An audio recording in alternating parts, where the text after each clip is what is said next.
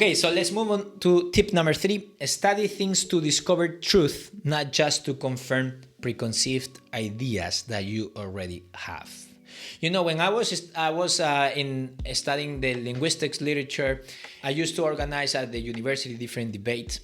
And just talking to university students, something I realized is that most of the university students were using the authors they were reading and the text and the quotations more as a way of masking or putting more beautifully or more eloquently the lies they wanted to believe, rather than actually challenge themselves seriously, you know, through these readings to actually discover truth. So they were using the intellectual discourse just to be more sophisticated at justifying their way of living, rather than actually trying to change their way of living based on what they were reading.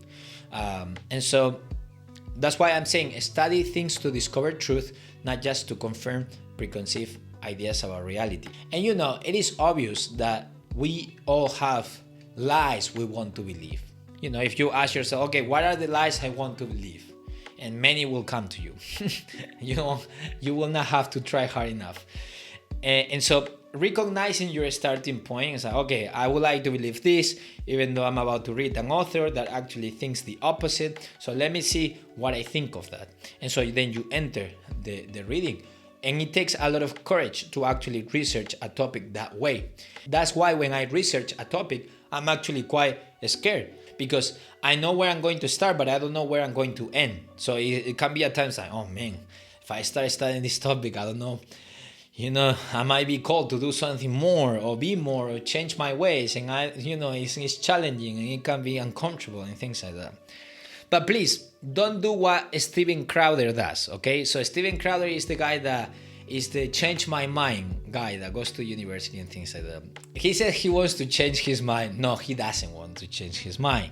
It's so obvious when people use rationality to just get a reaction, to provoke, you know, and just that, instead of actually creating true bridges of communication where we are actually engaging in true dialogue. That is why I don't usually like debates, because I feel like it forces people to defend a position that they might not even fully agree with and things like that. So it can get really uncomfortable, and there are winners and losers, and if that person wasn't a good debater, even though their view might have been correct, people will think that it wasn't just because that person wasn't a good debater. So that's why I like just genuine dialogue, you know, high-level conversation, high-level dialogue. That is why you will never see me engaging any troll on comments, and even less on Twitter.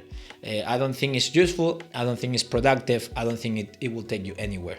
And so yeah, anyways, and another thing, as I was saying about courage, it does take a lot of courage. I remember when I was reading Nietzsche for the first time, when I was doing my paper for my master's degree, Amor y Resentimiento, Love and Resentment, my book in Spanish, that was an adapted version of the thesis about Nietzsche, which hopefully I will get it translated into English next year so that you can read it.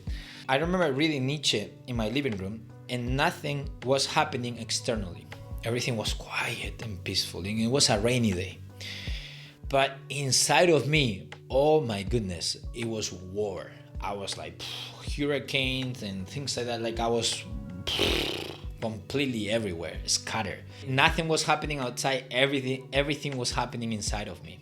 Okay, so it requires courage, because Nietzsche was confronting and killing a lot of views that I had about the world that were not adequate. However, I did respond to Nietzsche, even though he's dead and he cannot respond me back. So that might be cheating. But anyway, that's something else.